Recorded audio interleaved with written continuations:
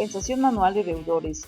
En el menú SAP seguimos la ruta Finanzas, Gestión Financiera, Deudores, Cuenta. Damos clic a la transacción F-32 o bien la escribimos en el cuadro de transacciones y damos Enter. Nos solicita la cuenta que se va a compensar. En este caso compensaremos la factura número 62 con la nota de crédito a esta factura por el mismo importe, $500, mismos que se crearon la primera el 9 de octubre y la segunda el 14 de octubre. Esto es de nuestro deudor, promotora inmobiliaria, cuyo número de cuenta pondré en el recuadro de la transacción F-32.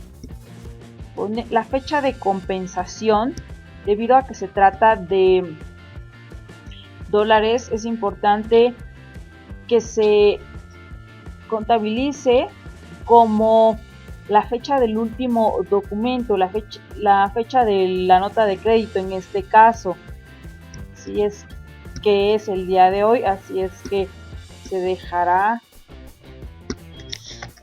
en esta fecha.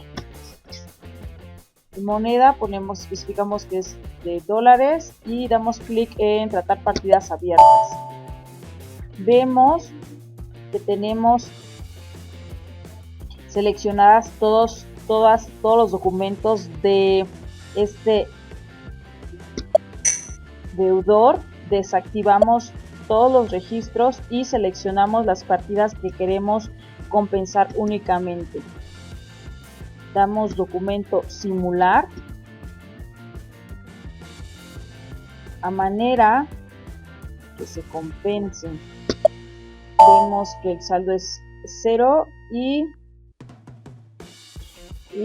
grabamos la póliza.